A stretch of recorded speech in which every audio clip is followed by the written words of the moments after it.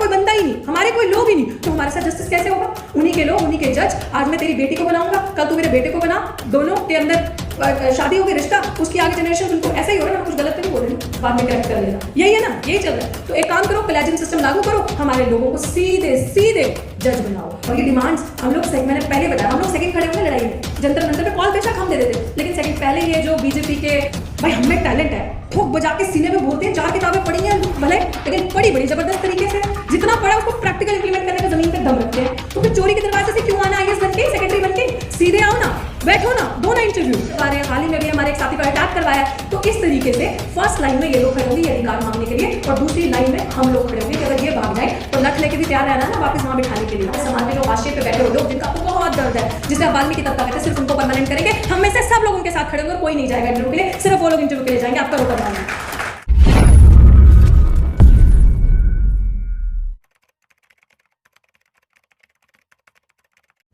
सरकार डर चुकी है ये सब क्लासिफिकेशन करना, ये हमें तोड़ना, वर्गीकरण करना, इसके पीछे साजिश नहीं है, क्लियर कट है जो हमें दिख रहा है। जो 7 जजेस का बेंच, जिसे मैं कहूंगी बाबरी मस्जिद का बेंच, मैं क्लियर है सबको, बाबरी मस्जिद का बेंच, कि उसमें भी क्लियर है ना भाई, उसमें भी वो बेंच जो था उसके पीछे कौन था वो सबको पता है, और इस बेंच के पीछे कौन है ये भी सबको पता है, और सबने देखा है। ये बेंच किसका दिया हुआ फैसला पढ़ रहा था और किसके दिए हुए फैसले पे जजमेंट दिया, कहां से वो जजमेंट आया, किसने दिया, ये हमें बहुत अच्छे से पता है।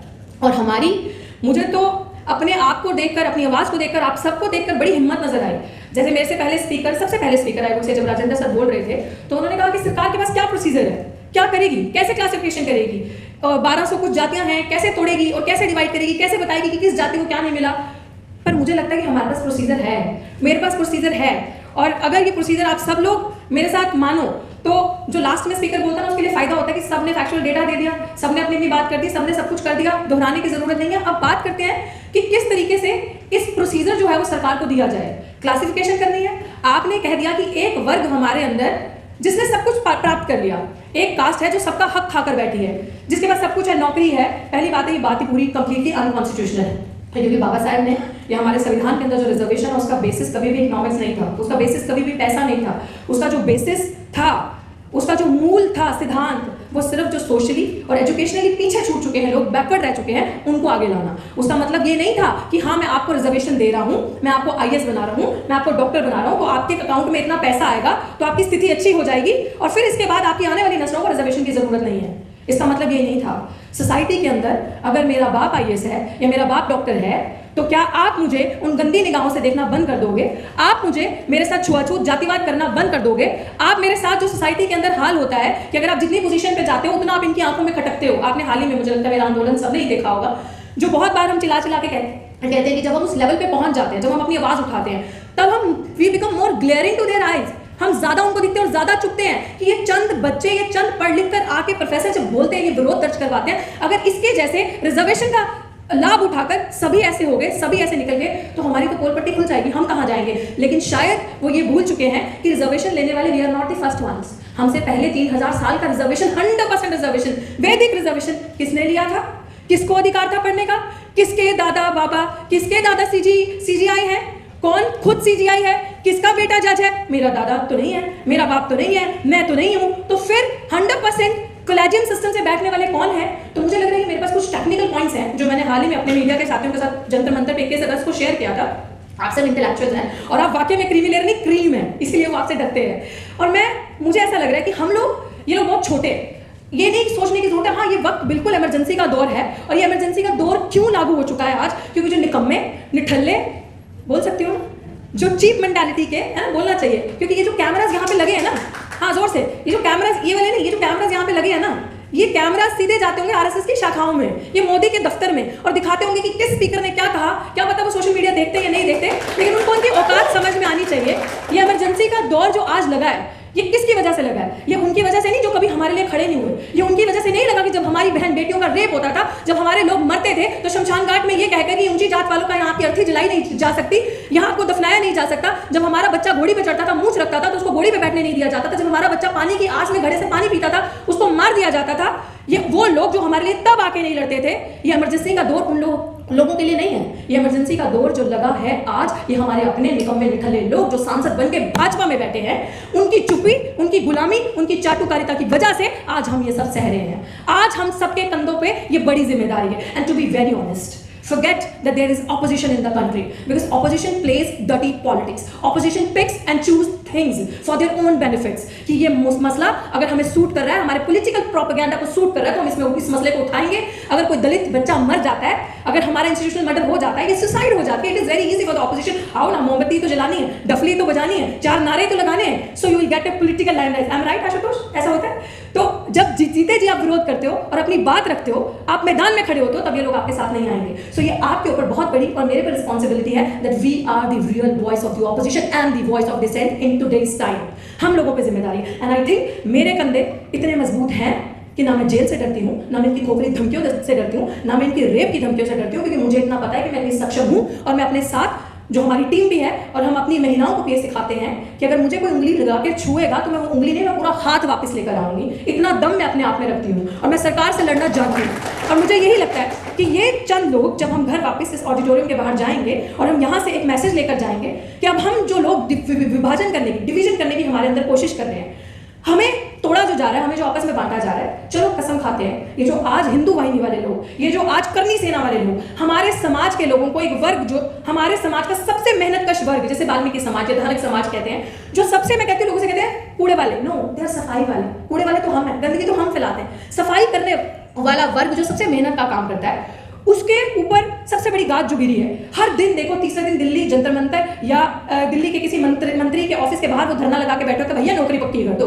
भाई ठेकेदारी प्रथा हटा दो, हमारी जो नौकरी है 4th ग्रेड 3rd जो भी है इसको पक्का कर दो। सरकार ने नहीं किया ना, आपने पक्का नहीं किया और आप ये कह रहे हो कि आपका हक ये वाली जाति वाले लोग खा गए। इन लोगों के लोग पढ़ के IAS बन गए, डॉक्टर बन गए, XYZ बन गए, लेकिन ये आपका हक खा गए। हम हक नहीं खाए, हमने हक नहीं खाया। सरकार ने जो उनका हक अधिकार बनता था, जो 12वीं पास तक फ्री एजुकेशन का जुमला दिया, वो 12वीं पास तक नहीं चाहिए। 12वीं पास किया हुआ बच्चा IAS नहीं बन सकता, 12वीं पास किया हुआ बच्चा बड़ी बड़ी पोजीशंस पे जाकर नहीं बैठ सकता। उनको free higher education till PhD और whatever they want to do, वहां तक उनको फ्री एजुकेशन मुहैया कराया जाए, नंबर 1। ये मेरा पहला सुझाव है, जिसके लिए ये ध्यान से सुनना, हम नहीं, हम सेकंड में खड़े होंगे, सेकंड लाइन में। पहली लाइन में कौन खड़ा होगा?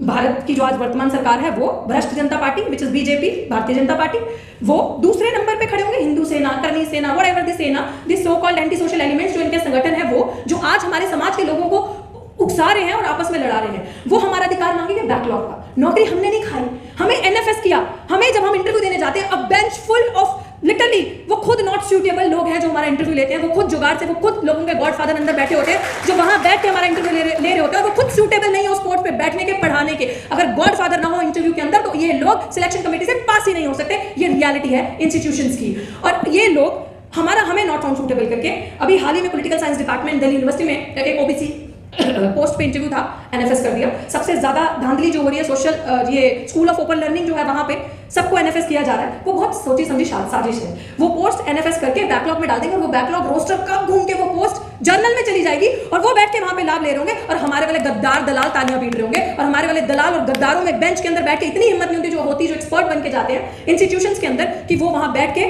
ये बोल सके कि नहीं मैं स्टैंड अलोन हूं, मैं अकेला खड़ा हूं, आप ये गलत कर रहे हो। वो वहां ताली थपथपाते हैं और वो जो फैसला बाकी 5-7 लोग बैठे होते हैं वो देकर आ जाते हैं। तो हमारी दूसरी डिमांड जो सबसे बड़ी होगी कि हमारा जितना भी बैकलॉग है हमें वो दिया जाए, और मात्र 1 साल के टाइम बाउंड के अंदर वो बैकलॉग पूरा का पूरा भरा जाए, और उन बैकलॉग की सीट्स पे 1 महीने के अंदर, ज्यादा टाइम नहीं लगेगा, सिर्फ टेक 1 मंथ। इस गवर्नमेंट को मैं चैलेंज कर रही हूँ कि 1 महीना लो और हमारे साथ फेयर डिस्ट्रीब्यूशन करना है, तो 1 महीने के अंदर सिर्फ और सिर्फ उन बैकलॉग की पदवियों पे, चाहे वो डॉक्टर्स के अंदर हो, चाहे वो इंस्टीट्यूशंस के अंदर हो, चाहे वो नॉन टीचिंग, चाहे वो टीचिंग का हो, आप सिर्फ और सिर्फ हमारे समाज के जो हाशिए पे बैठे हुए लोग, जिनका आपको बहुत दर्द है, जिसे आप वाल्मीकि तबका कहते हैं, सिर्फ उनको परमानेंट करेंगे। हम में से सब लोग उनके साथ खड़े होंगे और कोई नहीं जाएगा इंटरव्यू के लिए, सिर्फ वो लोग इंटरव्यू के लिए जाएंगे। आप करो परमानेंट, आप यही सिस्टम रेप्लिका करो, ठेकेदारी प्रथा हटाओ, प्राइवेट सेक्टर हटाओ, आप उनका जो आपने आउटसोर्स किया है ठेकेदारी प्रथा, जो उनके जो लोग नौकरियां मांग रहे हैं उनको भड़काया है, आप उनको परमानेंट करो। हम में से हमारा लोग कोई नहीं जाएगा। And the third most thing कि जो भाई चोरी के दरवाजे से आना, भाई हमें टैलेंट है, ठोक बजा के सीने में बोलते हैं 4 किताबें पढ़ी हैं भले, लेकिन पढ़ी बड़ी जबरदस्त तरीके से,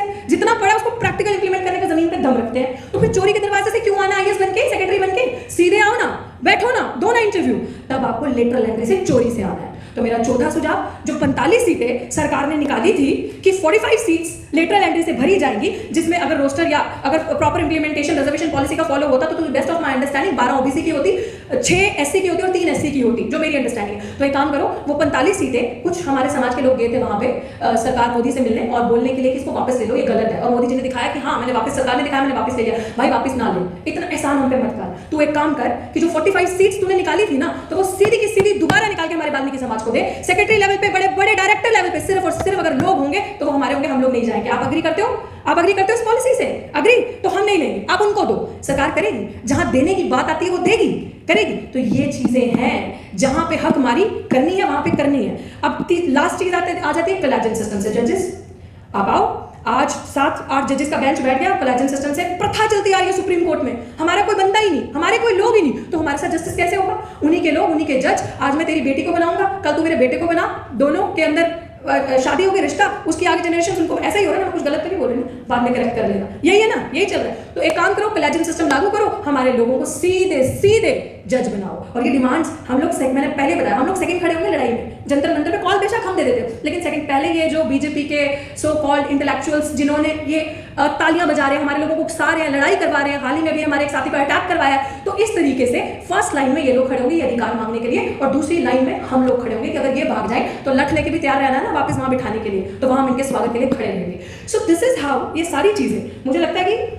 बेसिक बात यह है, क्योंकि देसी भाषा में हमारे जो समाज का पिछड़ा वर्ग जो पीछे रह गया हर हालत में, उसको समझाने की जरूरत है कि कहाँ आपके साथ ठगी हो रही है। मुझे ये लगता है कि जो पिछले 15-20 सालों से हम लोग सिविल सर्विसेज का एग्जाम, जो कि थोड़ा सा माना जाता था कि ये एक फेयर प्रोसीजर है, जो कि अब नहीं रहा। आपने नीट में देख लिया क्या हुआ, आपने देख लिया कि किस तरीके से लेटरल एंट्री से लोगों को घुसपैठ करवा रहे हैं, लेकिन जो एक फेयर सिस्टम माना जाता था, हमें लगता था कि ठीक है सिलेक्शन प्रोसेस सही है, उसमें इनको ये चीज लगी कि 15-20 सालों से जो दलित, आदिवासी और मुस्लिम समाज के बच्चे जो हैं, ये सिर्फ पास करके आ नहीं रहे, ये टॉप कर रहे हैं। तो जब टॉप कर रहे हैं तो बड़ी पोजीशंस मिलेंगी, तो बड़ी पोजीशंस मिलेंगी तो डिसीजन मेकिंग बॉडी में रहोगे, उस बॉडी में रहोगे तो डिसीजन मेकिंग बॉडी में जब आपके लोगों के लिए कुछ ऐसा डिसीजन बन रहा होगा, बड़े बड़े ब्रेन्स बैठ के वहां पे, ब्यूरोक्रेट्स बैठ के कुछ गड़बड़ी कर रहे होंगे, तो ऑब्वियसली जहां के हो, अगर जमीर जिंदा है तो बुरा और डर तो लगेगा ना उन लोगों के लिए।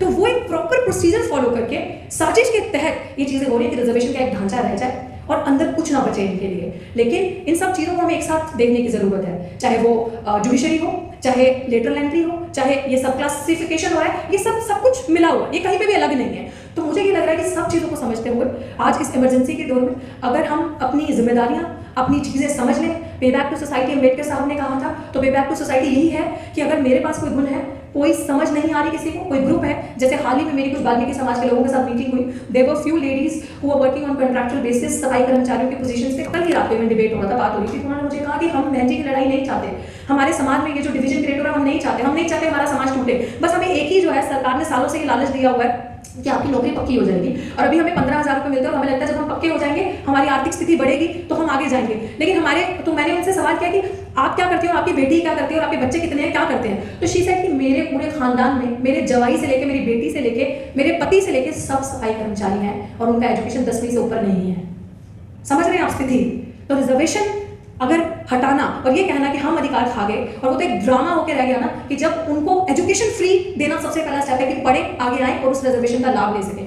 तो साथियों, अभी ये भी चीज़ आपके बीच में बोलना बहुत जरूरी है। हमारे पूर्व मंत्री राजेंद्र पाल जी यहाँ बैठे थे, उन्होंने कहा कि दिल्ली सरकार का मतलब मंत्री हैं, तो मैं उनसे कहना चाहती थी, वो चले गए। हाँ, एक सब कंपोनेंट प्लान है, SC/ST सब प्लान, आप इसके बारे में जानते हैं इसको प्लीज इसके बारे में पढ़िएगा। SC/ST सब प्लान कहता है सेम, सोचिए हमारे जो महापुरुष थे, कहना 1 मिनट में 2 मिनट ओके, ये बहुत जरूरी है आपको बताना, क्योंकि जब मैं गांव में या कहीं रूरल एरियाज में जाती हूँ सभाओं के लिए तो लोगों को नहीं पता होता, बट आई थिंक अगर मेरे थ्रू आपको ये पता चलेगा, क्योंकि मैंने कोर्ट पे पिटीशन डाला है, तो ये हमारे, मैं कह रही हूँ कि हमारे महापुरुष कितने यहाँ से स्ट्रॉन्ग, और उनका इंटेलेक्चुअल लेवल देखो कितने विजनरी थे वो, कि उन्होंने उस टाइम पे कहा जिसकी जितनी संख्या बारी उसकी उतनी हिस्सेदारी। और यही SC/ST सब प्लान कहता है कि जहाँ पे शेड्यूल कास्ट, शेड्यूल ट्राइब की जिस भी स्टेट में जितनी पॉपुलेशन है, बजट का उतना हिस्सा सिर्फ और सिर्फ उनके वेलफेयर के लिए इस्तेमाल होगा। तो SC/ST सब प्लान का मतलब कि अगर दिल्ली में शेड्यूल कास्ट पॉपुलेशन 17% है, चलिए पंजाब की बात करते हैं, हाईएस्ट पॉपुलेशन इन इंडिया, मैं वहां से आती हूँ, तो वहां पे 33% शेड्यूल कास्ट पॉपुलेशन है according to the census of 2011। अब वहां पे कहना है कि सरकार अगर 100 रुपए बजट दे रही है साल का, तो उसमें से 33 रुपए जो है वो सिर्फ और सिर्फ schedule caste community, schedule tribe community के वेलफेयर के लिए लगेगा। वो फंड आप डाइवर्ट नहीं कर सकते। वो फंड अगर बच जाता है एक साल का, तो उस फंड को आप खत्म नहीं कर सकते, वो मल्टीप्लाई होगा, वो मल्टीप्लाई होता जाएगा, सरप्लस होता जाएगा, उसको आप सिर्फ और सिर्फ इनके वेलफेयर के लिए लगाओगे। दिल्ली सरकार के हाथ में था, दिल्ली सरकार में हमारे एक साथी ने पिटीशन डाली थी वेलफेयर की कि आप इस जो 17% पॉपुलेशन है, आप इस बजट को इंप्लीमेंट करें, इसमें से शेड्यूल कास्ट पॉपुलेशन का बहुत भला होगा। मैंने तो एक नारा भी दिया था कि कूड़ा छोड़ो, कलम उठाओ, पाठशाला में पढ़ने जाओ, पाठशाला में पढ़ने आओ, तो ये चीजें हुई नहीं। अब दिल्ली सरकार का कोई भी गवर्नमेंट आती है तो एक सिंबल निकालती है झाड़ू का, हमारे एक, क्योंकि हम लोग इमोशनल है ना, बहुत इमोशनली लोग हैं, बड़े स्वे हो जाते हैं, तो वो इस तरीके से एक ड्रामा दिखाना कि झाड़ू की सरकार आ गई, हमारी हितैषी है, चाहती तो ये सरकार वो प्लान सप्लान इंप्लीमेंट कर सकती थी। लेकिन जब हमने दिल्ली सरकार से सवाल किया, जब हमने डेटा निकाला, किसी को वो डॉक्यूमेंट चाहिए हो तो यू कैन आस्क मी, मैं आपसे शेयर कर सकती हूँ। जब हमने डेटा निकाला और हमने सरकार से पूछा कि आपने आरटीआई से पूछा कि ये फंड इतना पैसा है, मल्टीप्लाई करके इतना हुआ और ये पैसा कहाँ गया, तो सरकार का जवाब आता है, हमने इस फंड से सड़क बनाई तो क्या शेड्यूल कास्ट नहीं चलेगा इस पे, हमने इस फंड से ये अस्पताल के डिस्पेंसरी बनाई तो क्या शेड्यूल कास्ट नहीं आएगा, इस डिस्पेंसरी में इलाज करवाने के लिए हमने XYZ किया तो क्या शेड्यूल कास्ट, शेड्यूल ट्राइब नहीं आएगा। No, it's a bullshit. वो जो संवैधानिक प्रोविजन है उसका कहना यह है कि इस फंड के तहत, इस कंपोनेंट प्लान के तहत सिर्फ और सिर्फ इनके बच्चों को स्कॉलरशिप्स, इनके बच्चे अगर फॉरेन पढ़ने जाना चाहते हैं उसकी स्कॉलरशिप्स, इनके बच्चे अगर UPSC वगैरह IAS की कोचिंग लेना चाहते हैं उसकी स्कॉलरशिप, नरेगा वर्कर्स जो लोअर लेवल पे काम करते हैं उनको लोन्स, उनकी स्थिति अच्छी, जो लोग नंगे बदन सीवर के अंदर उतर रहे हैं उनके लिए ऐसी चीजें, ऐसी मशीन्स बनाई जाए कि उनका वो वहां पे शोषण रुका जाए, उनके साथ वो जो मैनुअल स्कैवेंजिंग करते हैं वो रुकी जाए। वो सिर्फ और सिर्फ कंपोनेंट प्लान इनके वेलफेयर के लिए। बताइए, अगर ये प्लान किसी भी सरकार ने, चाहे वो कांग्रेस, चाहे वो आम आदमी पार्टी, चाहे वो वर्तमान की present establishment Bharatiya Janata party, अगर इन्होंने वो प्लान इंप्लीमेंट किया होता तो आज हमारे अंदर ये जो डिवीजन क्रिएट करने की कोशिश करें ये नहीं होती। हमारा पैसा, हमारा हक हमें दिया जाता। तो हमें इन सबको एक करके देखना है और आने वाले टाइम पे आई एम रेडी, सड़क पे भी, संसद तक भी और जेल तक भी, wherever they welcome me, I am there. So I am their boss. तो वो जहाँ लेके जाना चाहे so I lead them. So मुझे ये लगता है कि इस दौर में हम सब एक साथ हैं। वही दौर उन्होंने वापस लाया, लेकिन तब शायद हमें लड़ना इतने अच्छे से आता नहीं था, लेकिन आज हमें कमर भी तोड़ना आती है, उलगुलान करना भी आता है, लड़ना भी आता है, चाहे वो कलम से हो, चाहे वो किसी और चीज से हो। तो अपने हम तैयार हैं हर तरीके से और इस लड़ाई को हम लड़ेंगे। और मोटी मोटी बात हम लोग सब समझ चुके हैं कि कैसे लड़ना है, क्या करना है। बस संसद आवारा हो चुकी है। लेट्स टेक अ प्लेज कि सड़कें अब सुनसान नहीं रहनी चाहिए। चलिए, बहुत बहुत शुक्रिया।